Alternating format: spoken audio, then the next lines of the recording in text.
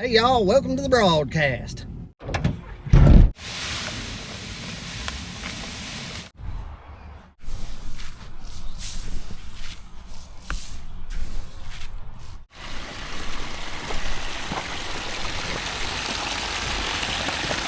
Wednesday, June 5th. Just dropped by the pond project. I wanted to check on it, make sure that grass was still coming up just a little bit more. It really comes up fast when it first germinates.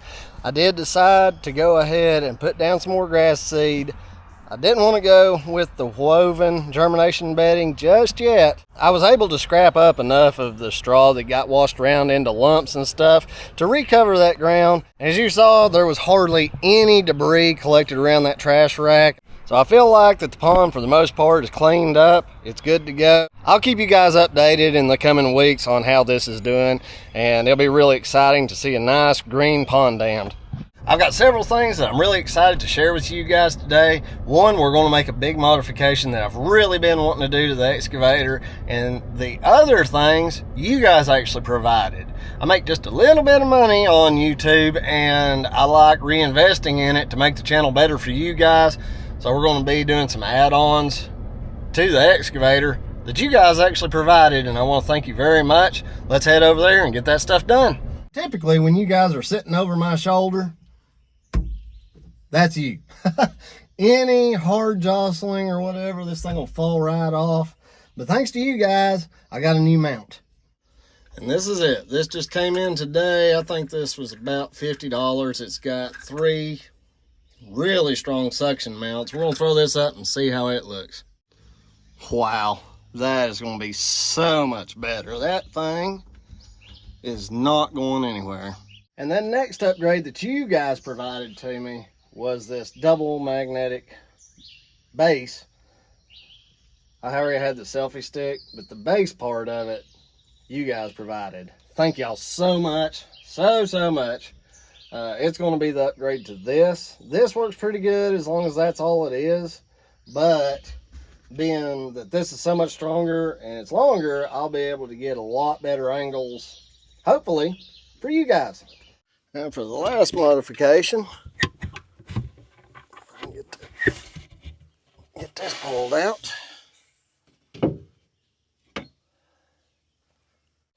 I've been wanting these suckers gone for some time.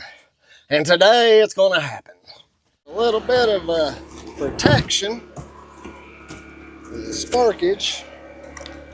Thank you, Sophie, for providing this today.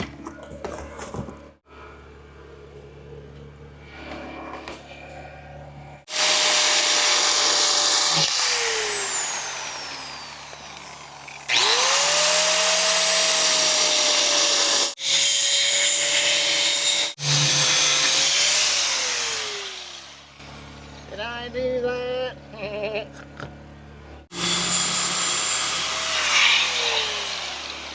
Woohoo!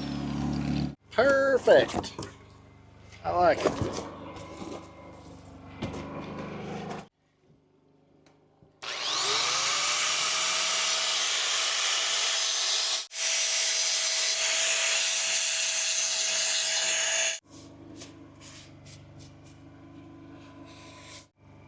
Oh my God, what have I done? This beautiful machine, now it looks all yucky. Let's fix that. Remember a couple of episodes ago where we measured those things? I ordered these guys. See how hot that is. Oh, this cooled off quick. Back in the day when I had a welding shop and I built railings, if I had to use the end, I ordered from a company that made like plugs and stuff. And that's what I'll end up doing. I'm going to measure the inside diameter, and I already know the outside. I'll be able to get a plug that goes in there, and that way if these get rubbed, these won't pop off. But just for right now, to keep dirt out of those holes, we're going to fit these guys over here and it'll look a little cleaner. Let's see, what size were these? Not sure. I think they were 5/8. These things can be a pain to get on. If y'all go do this to your machine, if you have the courage and you hate those sticks as much as I do, a little bit of spit, actually a lot of it. And these things can be kind of a pain to get on. You'll never do it like this. What you got to do is push it at an angle, put your thumb right here, and just kind of work it. Uh-oh. See how hard that is? Come on. You can also work you a little bevel on there. There it goes. All right, now there's air trapped inside of here, and instead of putting a hole in it, just kind of wiggle it and give it a few seconds to let that air kind of adjust, and you just wiggle it. The caps are a lot better. You just wiggle that top. It'll go down on there. And there you go. Looks a lot cleaner. Kind of wish I'd done it before and after, but you guys can just kind of see just roughly that right there as opposed to that. Big difference. I just glanced at it and just kind of a heads up before the rain moves in. It looked like to me the hole that's on the inside of this tubing was about 1/4 inch, and it doesn't have a seam on the inside. A lot of these tubes have a welded seam. These don't. And what you can do, if you do this and you don't like it, or you find that you wish you hadn't done it, find some round stock. Usually cold rolled works really good. And cut you a piece that's long enough to go down in here and stop at this bend right here. Just stick it in there and put that in there. You can take the sticks and slide them right over that thing, and it'll hold a pretty tight tolerance. And then you've got to grind the paint off those sticks, obviously. But what I would do is lift it up just a little and leave about 1/8 of an inch gap between those two tubes meeting, and you just run a bead of weld, or you probably use JB weld on it, and it'd probably hold them just fine, and you'll be right back to the way you were. What is that smell? Ugh. Smells like poop. Ugh. Oh man. That's terrible. Oh my God. I have to double down on the wipes that one. That's bad news. Sam, I need a new hat. I'll gladly pay you on Tuesday. In the meantime, let me thank my buddy JB over at JB Pressler Grading and Trucking. He's over in Charlotte. His daughter and my wife are actually very good friends. He was kind enough to send me a couple of hats, and I'm finally going to get to use them. So thanks, JB. Just got to get it fitted. Fits right off the bat.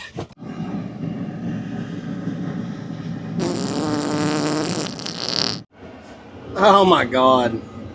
I love it already. You guys let me know what y'all think. Oh, yes! Oh my gosh. I wish I'd done this way sooner.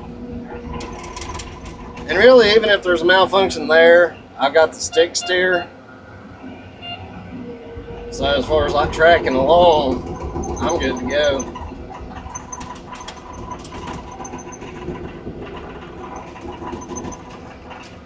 Looks like they rode their dirt bikes over here yesterday. All right, first reveal of the more open view. Go ahead and get this. I'm gonna pull these logs. We'll restack this fire up real quick. Get the stumps back on top.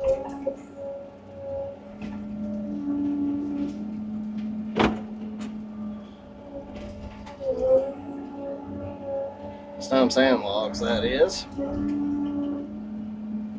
We're just gonna play around, check out these new views. It'd be really awesome if you guys, I'll change the view every minute or so.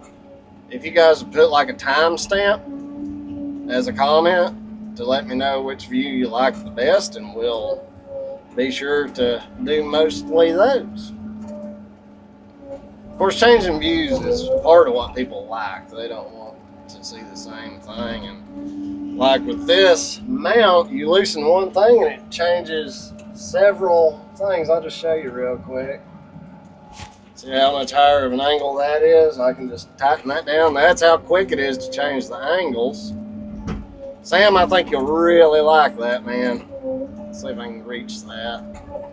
Yeah, I'm gonna have to go around that other side. Now we'll spin around.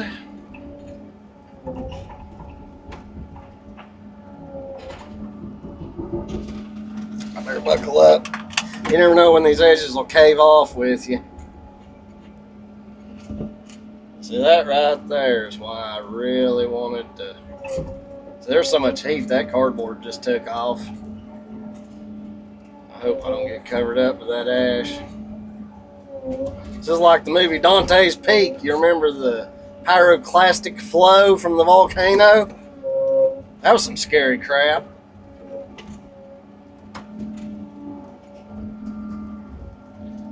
Now we'll stack this back on. We'll have us a raging inferno here in a minute. Put the stumps on last. Actually, I think I'll bring some of that brush over. We'll go ahead and burn some of that. I wasn't planning on it, but I'm gonna have a little bit of fun today, huh?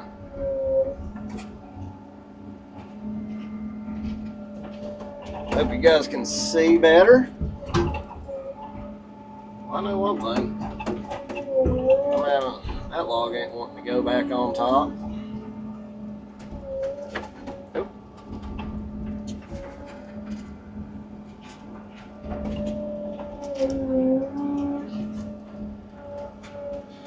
If y'all ever watch Mr. AJ Works, I'm not sure where he's at, if it's Sweden or Ireland or what,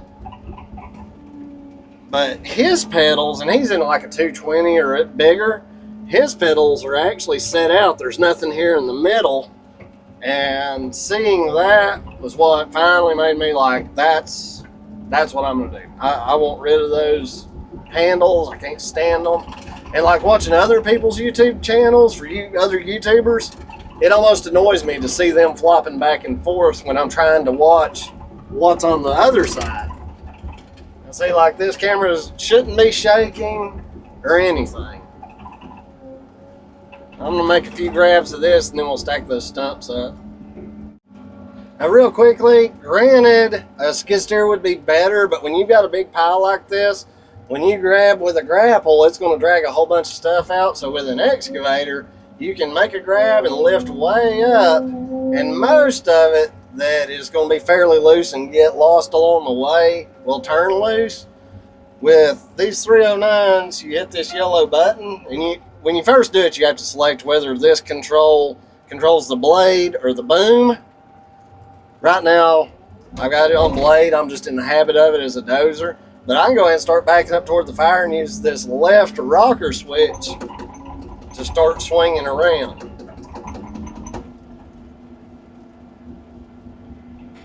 So you never even have to use your feet with this machine, really. And then when you get where you're going, you just switch it back over and you've got full control.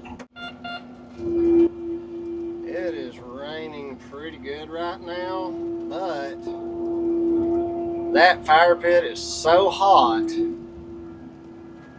it would take a flood to put it out. You'd almost have to bring a helicopter over with one of those water bags and just absolutely drown it. Otherwise, you're not going to stop it. I bet if I hadn't come by today, in 2 weeks I could get down there and stand near that ash pile and you would still feel a lot of heat. You'd probably stir it around and get flames. Fire is an amazing thing. It's one of those things that it can maintain life, but it can take it very quickly. Now, if you're moving these sticks and you hit that button, it won't switch over, which I think is a good thing for inexperienced people getting confused and maybe driving it off an edge like that. I think there's probably some other companies that have stick steer on their excavators. I'm not going to just praise Cat. Just that feature in itself, regardless of company, is priceless.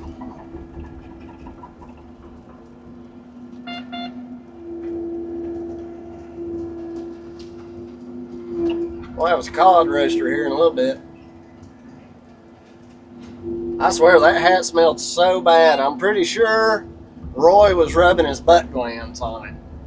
Either that or Sam over at TriStar Digging got jealous of me and sent Stinky over here to spray it. One of the two. I think Sam's after me. I don't know. You seen how good his videos are doing? I think he's pirated my viewers and they ain't coming back. As the young people say, JK. Sam's a good friend of mine. And he is a heck of a creator.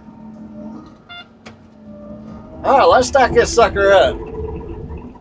Oh man, I just about forgot to clock in. All that videoing we did with that other stuff, obviously,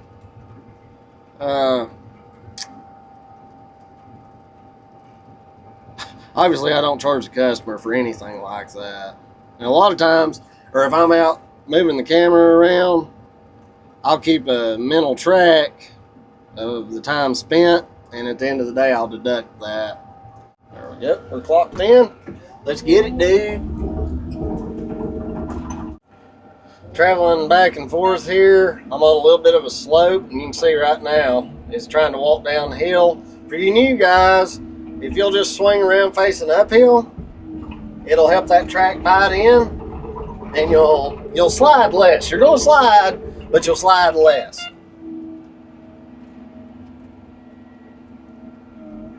Keep your load uphill. If you face downhill, especially if your boom's stretched out, you'll lose traction on that uphill track. And you may think, well, the downhill track will bite in.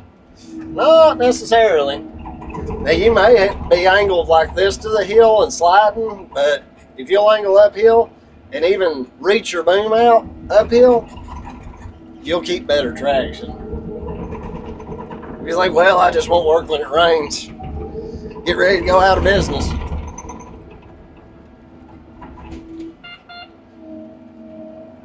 Especially if you're clearing land, man, on a rainy day like this, it's perfect for burning. Absolutely perfect. Now, better than this would be a haul truck on a dry day, but a haul truck on this slick stuff, say like I'm gonna angle uphill, but I'm still going. Sorry about the squeak. It does that when it's rainy. I don't know why. That squeaks when it's rainy, but when it's dry, the tracks, the metal tracks on an excavator will squeak worse. Crazy, crazy times. You know, like right now, if those sticks were there, you wouldn't be able to see that little flame down there hardly, and I would have a harder time seeing it too. Yeah, that flame just got snuffed out, but guess what? The energy and the heat is still there. That sucker will flare back up here in a minute as soon as it starts sucking enough air. And coming in for the last grab. Look how clean that came. That was a huge pile right there. I'd say that was 2 or 3 triaxle loads of brush worth. And for the folks that are watching this because you're thinking about having land clearing done, you're wanting to familiarize yourself before you pick a contractor, a lot of customers, as soon as I mention burning, they're like, oh no, I don't think I want to do that. And it's because they associate burning with destroying the land, but it doesn't. Especially you burn in a pit like this, whatever ash is left and little bits of stump, you can bury it and it's going to be burned. If your contractor does it good, it's going to be burned up so much that you won't have a sinkhole or anything like that.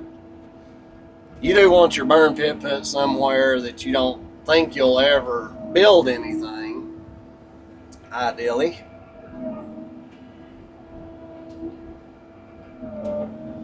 Burning is the way to go, if you ask me. If you can do it legally and safely. North Carolina, you gotta be 500 feet from a dwelling. And I usually stay a couple of 100 feet from any roads. Man, I love having those going. Oh, yes. This is the best thing ever. It's like a whole new machine. Let's try a little bit more of an up close view now. Let all y'all vote on this one. And also comment if it doesn't matter to y'all if y'all can see my face in the video. Me personally, when I'm watching people operate, I like being able to see what they're looking at. I like to know, you know, as close to their perspective as possible. See, these didn't burn last night, but I bet you this thing got hot enough that it dried that wood out.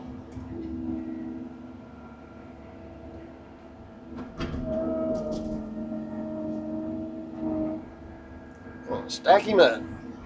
Another thing about burning is you can let it go overnight and you're getting rid of all that junk material without having to pay somebody to sit there.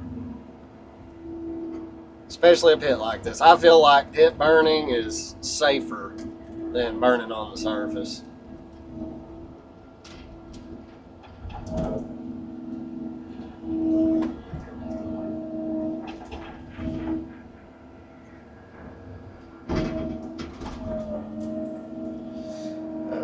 Despite the rain, let's give that a few minutes and see if it'll take off.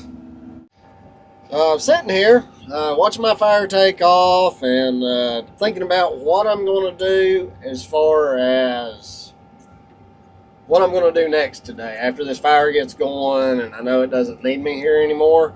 And I just happened to have a comment pop up, and yes, I read every one of y'all's comments, every single one of them. I'll put it up on screen. Mud and Ducks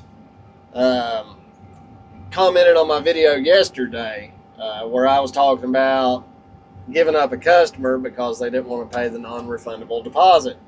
Mud and Ducks, what's up with making deposits non-refundable? So if a customer agrees to a price, they get on the schedule and something happens before the contractor has any material or labor invested, the contractor can simply pocket the down payment. That's not right. That's a really, really good statement, and I can totally see where they're coming from. And either they haven't been a contractor very long or they don't get into bigger projects. And I don't mean that as a jab, but say for instance, okay, anybody who's been in this game any amount of time knows that when you go look at a job, it seems like the smaller jobs especially, customers don't want to wait on you more than about 6 weeks. In my area, for sure. Bigger jobs, they'll wait a couple of months. Okay. The reason for me doing non-refundable deposits, number one, when I quote a job, it's for the cost of materials right then. And cost of materials will go up, and that turns people off. So part of the non-refundable deposit, as soon as they pay me that deposit, that usually includes part of labor, but all of the materials. And as soon as they give me the go-ahead, I go and I purchase all the materials. That way, it takes care of the customer. It locks them in to not having that chance of prices going up. And I guarantee my prices. Unless I'm working by the hour, I guarantee the job at a price. And I'm fair with people. Okay, the next thing is, have you ever known somebody or been that person to make several appointments with, like, say, several doctor's offices because they're booked out, but they're like, we'll call you if we have an opening. So you make all these other appointments, but as soon as somebody gets you in, you call and cancel with everybody else. Number one, that's actually a good way to get in as soon as possible somewhere, but it's also with a contractor like us who are trying to feed our families and pay for all this heavy equipment, it's kindly underhanded, and it really does hurt us. And I found out really quickly people do that.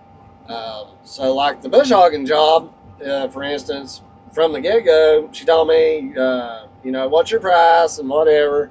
And, people will leverage you to be cheaper by saying, and I'm getting other quotes.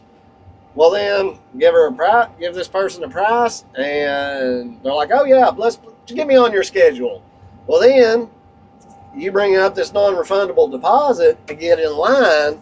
They're like, oh no, I'm not going to do that. No. Well, guess why? Because they're going, and especially since this person, when they first started texting me, they're like, sooner is better. I need to get this done. And pushy. All this is adding up to somebody who's just wanting to get it done as quickly as possible. Don't blame them, but I'm not going to be your pawn. I recommend everybody do non-refundable deposits. It protects you. Now, that was a couple of days, 1 day job. All right, now what if I line up a 2-month long job and somebody's like, yep, put me on the schedule. Even if it is all labor, what happens if for 6 weeks I'm telling people, oh yeah, I've got a 2-month job coming up. I won't be able to get to you, for 2.5, 3 months. And everybody's gonna be, oh no, I can't wait that long. Can't wait that long. And you're not able to line up any work farther out. They come up a week before you're supposed to start this job. This person has something happen miraculously or unfortunate. And they call you and say, okay, well, I'm not going to be able to use have you come do the job, blah, blah, blah, for whatever reason. Okay, this is a week on a 2-month job. How are you going to make 2 months worth of bills? Are you going to be able, or do you get so many phone calls, you're going to be able to fill that much time? You're going to be able to make all your bills. You're going to be able to feed your family, pay yourself. No, more than likely not. The big jobs, 2 months jobs like that, that's not going. As far as contracts go, if a business like mine just relied on a contract, by the time you pay to sue, and I'm not going to do all that. I mean, by the time I pay lawyers and stuff, more than likely it's not going to be worth it. It's going to bite into whatever you would have made on that job, and people take advantage of this stuff, folks. I'm telling you, they will take advantage of you, and you've got to protect yourself and your business. Now, if somebody's sincere and they sign a contract with you, they pay you with a check where they've proven they paid you, or with a credit card, there is no way you can just run off with their money these days. It will follow you. Now, can it happen? Sure. If somebody just totally disappears, but I mean, that's up to customers to do their background checks. I'm on YouTube. I've got 500 videos. I'm not a hard person to find. And I tell people that, I tell them, you can find me anywhere. But now if you get somebody that doesn't have any advertising, blah, blah, blah, blah, blah, we're not going to get too long-winded. But mud and ducks, that's answering your question. I hope that helps explain it. And if you still feel like that a non-refundable deposit is unfair or just wrong, then I don't know what to tell you. So in closing, to Mud and Ducks and anybody else that feels like non-refundable deposits are unfair, it's a matter of opinion. And I don't blame you for the way you feel. I'm not going to tell you you're wrong, but from somebody who has children and a family to take care of, frankly, I don't care how people feel. I'm going to do what it takes to take care of them and put them first. I will say that since me and my wife started doing the non-refundable deposits, the only time that we got kind of screwed was times that I had just a good feeling, and actually a couple of people that I knew that were friends backed out on me. And, that just told me right there, people, they don't care about your obligations. So, take care of your family and your business, and do right by customers. But you got to have your priorities right in life. That's all there is to it. You got to fill everybody out. And if somebody's willing to foot the bill and go ahead and pay for their materials and your time going and hauling those materials and picking them up, you can just do that and see that as its own separate service. I don't recommend it. I recommend getting 50% of whatever the minimum you're going to charge on labor is. That's the only way you can be safe. If you don't think so, give it time. You'll see. Now I just gotta figure if they make a windshield wiper kit for that window. That thing looks like a choo-choo train pumping smoke out. Well, I've decided it's way too wet for me to try to get over there and do any clearing. I'll destroy that hillside. So we're not gonna do that. That fire is good to go. Nothing but rain today. We can take off. That thing will be safe. And there's no reason to charge the customer for me to sit here and watch that smoke. No reason at all. Oh yeah, that thing's cooking. Just wiggling, give him a little spot in the middle to breathe, just a little there. Oh yeah, center of that thing is doing real good. Real good. We'll come back next week. There won't be anything there. I'm just going to start my muddy slick journey out of here. We're going to call that a video. I think I'm just going to go home and work on that tilt bucket. I'm going to pull the pins out and see if I can figure out what the deal is with it not taking grease. Thank you guys for watching, and we'll see you on the next one.